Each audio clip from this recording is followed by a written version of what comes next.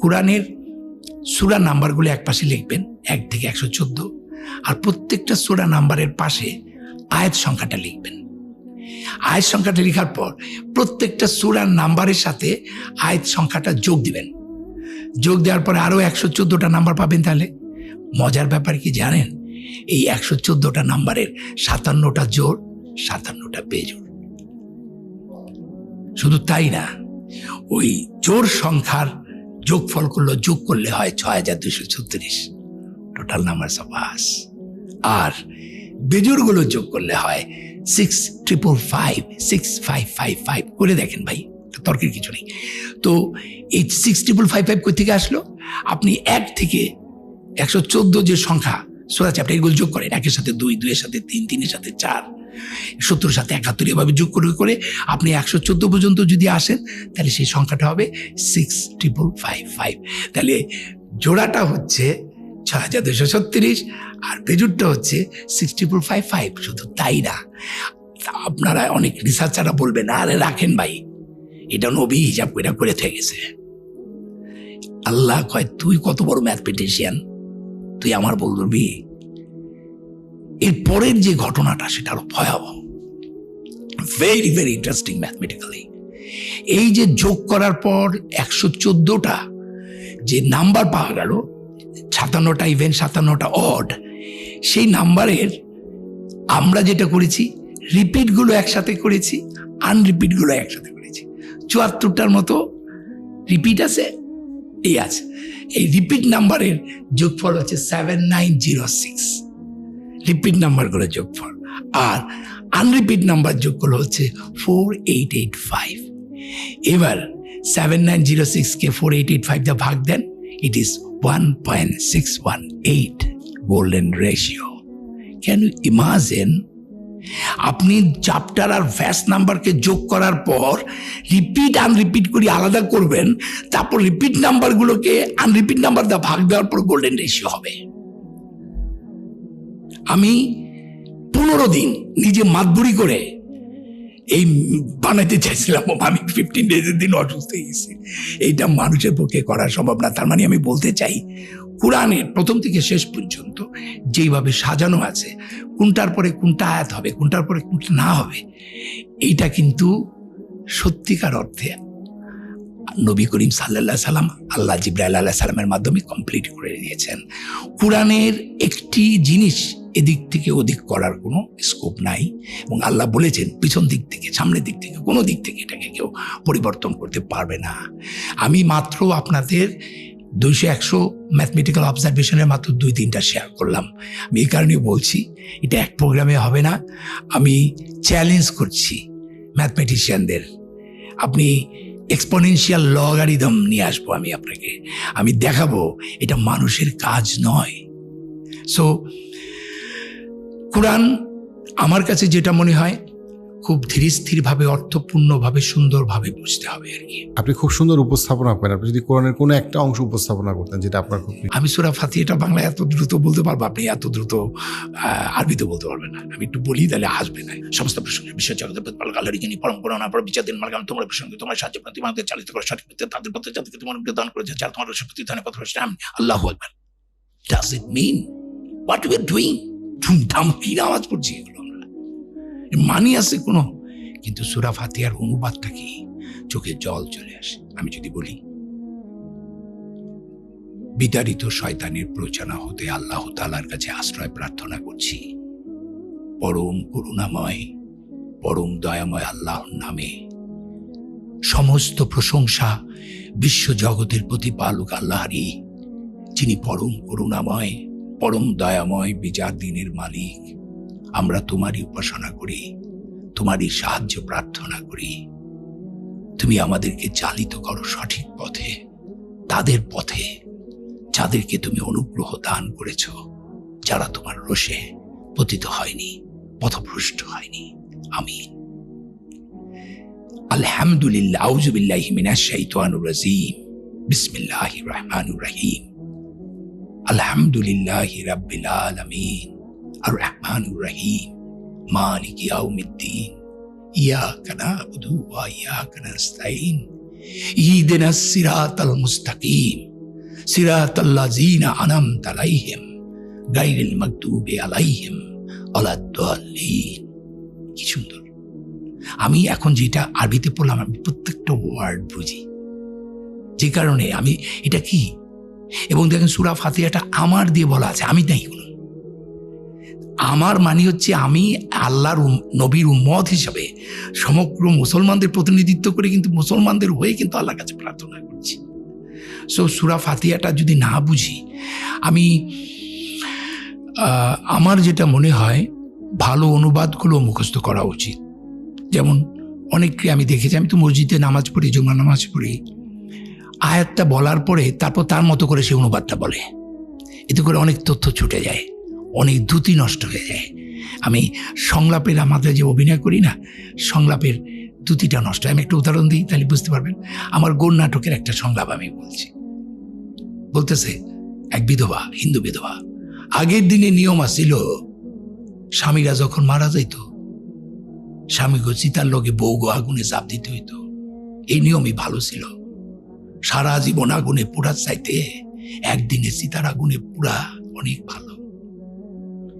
এই যে এটার মধ্যে একটা পোয়েট্রি আছে, এটার মধ্যে একটা দ্যুতিটা আছে সংলাপে। সেই দ্যুতিটা যদি আমি একটু বানাই বুনাই এদিক ওদিক করি, তাহলে কিন্তু দ্যুতিটা নষ্ট হয়ে যাবে। ঠিক যেই অনুবাদটা, অ্যারাবিক অনুবাদটাকে কি সুন্দরভাবে এরকম দ্যুতিময়তা রেখে, কাব্যময়তা রেখে অনুবাদ করেছে, সেইটা কিন্তু কাছাকাছি যাবে।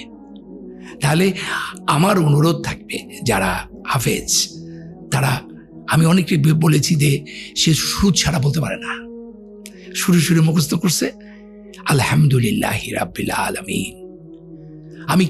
আমি কি এভাবে বলতে পারি না নামাজটা? আমাকে সবাইকে কি এভাবেই বলতে হবে?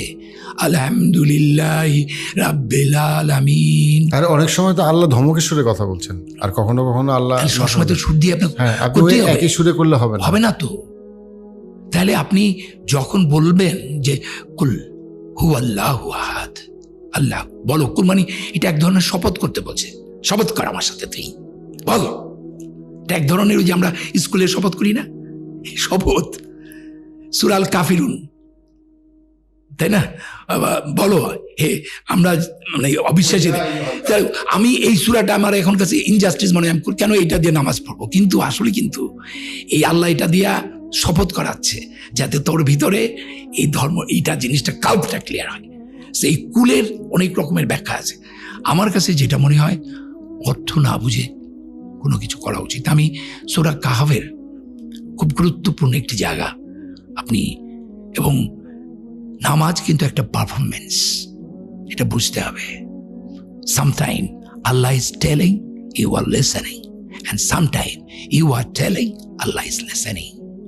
অ্যান্ড আত্মাহেতু তাহাজ্জুদ, এটা পুরাটাই তো একটা কনভারসেশন, তাই না? আমি নামাজ পড়ার সময় দোয়া করি যে আল্লাহ, তাশাহুদের মাধ্যমে তুমি নবী করিম সাল্লাল্লাহু আলাইহি সাল্লামকে রহমত, বরকত ও শান্তি দান করেছো, এবং সেই তাশাহুদে সে আবার তার উম্মতকে রেফার করেছে। সেই রেফার অনুযায়ী তুমি তোমার রহমত, বরকত ও সালাম, আমার এই সালাম ফিরানোর মাধ্যমে পৃথিবীর সমস্ত যা আছে মুসলমান, বিশ্বাসী অবশ্যই প্রাণীকুল সবার কাছে পৌঁছে দাও। এটাই হচ্ছে উম্মতের, মুহাম্মদ সাল্লাল্লাহু আলাইহি সাল্লামের উম্মতের আসল জায়গা। যে আজকে কিন্তু আমাদের নবী করিম সাল্লাল্লাহু আলাইহি সাল্লাম কিন্তু মারা তো যান নাই। আল্লাহ তো যে সূরা বাকারায় বলেছেন, পরিবর্তন এসে খালি যে যারা আল্লাহর পথে মারা যায় তাদেরকে মৃত বলো না, বলছে না সূরা বাকারায়। তো কিন্তু উনি তো এখন কর্ম করতে পারবেন না, ওনার সবই করতে পারবেন, কিন্তু উনি কিন্তু ওনার দুয়াটার কাজে লাগবে কি? উনি তো এখন অফ আছেন, কিন্তু উনি যে শ্রেষ্ঠ মত দান করে গেছেন, সে উম্মতের দায়িত্ব হচ্ছে এখন তার কাজটা করা, তাই না? এই যে সালামটা ফিরাচ্ছি আমরা না বুঝে, অনেকে বলে 2 কান্দে 2 ফেরেশতার জন্য নাকি সালাম পাঠাইছে। এটা তো আমি কি বলবো, সূরা কাহফের যেটা বলছেন, হ্যাঁ সূরা কাহফেরও একটু খুব গুরুত্বপূর্ণ, যারা খুব অহংকারী, এবং তাদের উদ্দেশ্যে আমার এই আবৃত্তিটা আমি করছি।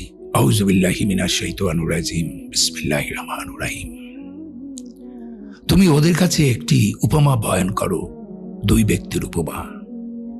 ওদের একজনকে আমি দিয়েছিলাম 2টো আঙুরের বাগান, আর এই 2টোকে আমি খেজুর গাছ দিয়ে ঘিরে দিয়েছিলাম, আর 2 এর মাঝে দিয়েছিলাম শস্য ক্ষেত। দুটো বাগানই ফল দিত, তাতে কোনো কসুর করতো না। আর দুইয়ের ফাঁকে ফাঁকে আমি নদী বইয়ে দিয়েছিলাম। আর তার প্রচুর ধন সম্পদ ছিল। তারপর কথায় কথায় সে তার বন্ধুকে বলল, ধন সম্পদে আমি তোমার থেকে বড়, জনবলেও তোমার চেয়ে শক্তিশালী। এইভাবে নিজের উপর অত্যাচার করে সে তার বাগানে ঢুকলো। সে বলল, আমি মনে করি না যে কখনো ধ্বংস হবে, আমি মনে করি না যে কিয়ামত হবে।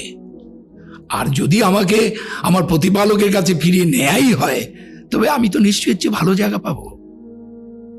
তার সঙ্গে তার তর্কের উত্তরে তাকে বলল, তুমি কি তাকে অস্বীকার করছো যে তোমাকে মাটি থেকে সৃষ্টি করেছেন, তারপর শুক্র থেকে, তারপর পূর্ণ করেছেন মানুষের অবয়বে? আল্লাহই আমার প্রতিপালক, আমি কাউকে আমার প্রতিপালকের শরীক করি না। তুমি যখন ধনীয় সন্তানে আমাকে তোমার চেয়ে কম দেখলে, তখন তোমার বাগানে ঢুকে তুমি কেন বললে না, আল্লাহ যা চেয়েছেন তাই হয়েছে, আল্লাহ সাহায্য ছাড়া কোনো শক্তি নেই। হয়তো আমার প্রতিপালক আমাকে তোমার বাগানের চেয়ে আরো ভালো কিছু দেবে, ও তোমার বাগানে আকাশ থেকে আগুন ছড়াবেন, বা ওর পানি মাটির, যার ফলে গাছপালা শূন্য মাটি হয়ে যাবে, বা ওর পানি মাটির নিচে হারিয়ে যাবে, যা তুমি কখনো ফিরিয়ে আনতে পারবে না। তার ফলগুলো ধ্বংস হয়ে গেল, আর সেখানে সে যা ব্যয় করেছিল তা মাচা সমত যখন পড়ে গেল, সে আক্ষেপ করে হাত মুচড়ে আক্ষেপ করতে লাগলো। সে বলতে লাগলো, হায়, আমি যদি কাউকে আমার প্রতিপালকের শরীক না করতাম, আর আল্লাহ ছাড়া তাকে সাহায্য করার কোনো লোক ছিল না। এক্ষেত্রে অভিভাবকত্বের অধিকার সেই আল্লাহর, যিনি সত্য, পুরস্কার দানে, পরিণাম নির্ণয়ে তিনি শ্রেষ্ঠ। এই যে দেখেন, এই যে এখানে কি পারফরমেন্স নাই? জি, অবশ্যই আছে। আল্লাহ যখন বলেন আউযুবিল্লাহি মিনাশ শাইতানির রাজিম, বিসমিল্লাহ, সূরা হিজরের যেটা, আমি তো ছাঁচে ঢালা শুকনো ঠনঠনে মাটি থেকে মানুষ সৃষ্টি করেছি, যখন আমি তাকে সুঠাম করব, তার দেহে আমার রূহ বা প্রাণ সঞ্চার করব। এই যে এটা কথাটা কার? আল্লাহর কথা। কখন আল্লাহ বলতেছেন? সূরা আল মাউনের যেটা 2 আল্লাহ জি আমরা যেটা পড়ি, তিনি কি বলছেন? আউযুবিল্লাহি মিনাশ শাইতানির রাজিম, বিসমিল্লাহির রহমানির রহিম। কার কথা এটা? তুমি কি দেখেছো তাকে, যে ধর্ম বিচারকে অস্বীকার করে, এতিমকে ধাক্কা দিয়ে তাড়িয়ে দেয়, অভাবগ্রস্তকে অন্নদানে উৎসাহিত করে না? সুতরাং দুর্ভোগ সেই সব নামাজ আদায়কারী, যারা তাদের নামাজ সম্বন্ধে উদাসীন, যারা তারপরে লোক দেখানোর জন্য, এবং যারা অপরকে সংসারের ছোটখাটো জিনিস দিয়ে সাহায্য করতে চায় না। এখন এইটা যদি আমি এইভাবে পড়ি, তুমি দেখছো এটার মানে কি হতে পারে আমাকে বলেন। সো অনেক আগে শামসুর রহমান একটা কথা বলেছিলেন, কবি, আমার খুব প্রিয় কবি। উনি বলেছিলেন যে উদ্ভট উটের পিঠে চলেছে স্বদেশ। এটাই উদ্ভট উট, আমরা সঠিক পথটা নিতে পারি নাই। আমি কতগুলো মানুষকে খুব স্মরণ করি সবসময়, তার মধ্যে একজন অন্যতম হচ্ছে মাওলানা ভাসানী, ডক্টর মোহাম্মদ শহীদুল্লাহ, এবং আমাদের যে ভ্রমণ কাহিনী লিখতেন সৈয়দ মোস্তফা আলী। মোস্তফা আলী 15 থেকে 16টা ল্যাঙ্গুয়েজ শিখেছে। আরে ভাই, আপনার বয়স 70 বছর, তাতে কি? কালকে থেকে শুরু করেন আপনি আরবি ভাষা শেখা। কারণ ভাষা শিখলে কি হয় জানেন? বিদেশিরা, ফরেনাররা, ওরা ওদের মাতৃভাষার পাশে 2-3টা করে ভাষা শেখে। কেন জানেন? ওইটা লসনেসটা, ব্রেনটা কাজ করে। ব্রেনটা কাজ করলে যেটা বুড়ো বয়সেও স্মরণ শক্তিটা কাজ করে। আমি বলছি যে আপনি, আমার তো বুড়ো হয়ে গেছে, আর কে শিখাবে? আপনি আরবি ভাষাটা বিসমিল্লাহ বলে শেখা শুরু করেন।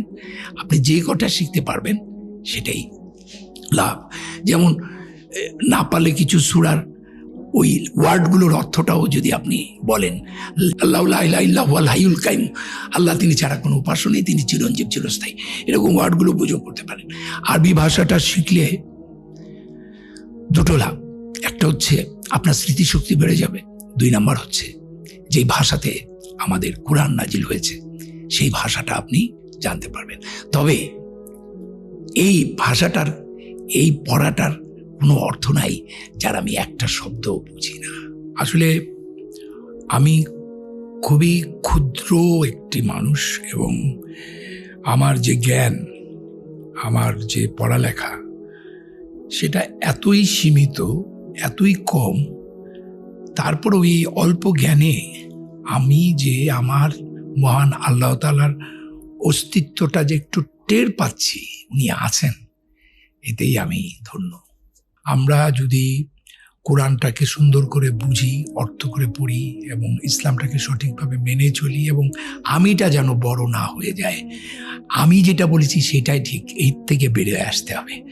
তাহলে আমার মনে হয় আমাদের এই দেশটাকে আমার বাপদাদারা, তার দাদারা অনেক ভালো মুসলমান ছিলেন আমাদের চেয়ে। দিন দিন আমরা খুব খারাপ মুসলিম হয়ে যাচ্ছি। আমরা আমাদের পুরনো সেই সুন্দর ঐতিহ্যকে ফিরে পেতে চাই। আমাদের দেশে আবারও মাওলানা ভাসানীর মতো এরকম একজন লিডার আসুক এবং ডক্টর মোহাম্মদ শহীদুল্লাহর মতো এরকম আরো গুণীজন আসুক। কাউকে কখনো তুচ্ছ করা উচিত না। কার মধ্যে আল্লাহর প্রতিনিধিত্ব আছে? আল্লাহর প্রতিনিধিত্ব সবার মধ্যে আছে। ওই খেটে খাওয়া সাধারণ মানুষটি যাকে আমি ঘৃণা করছি, যার উপরে আমার এত বাজে দৃষ্টি, তার উপরেই আল্লাহ মহাকল্যাণ রেখেছে।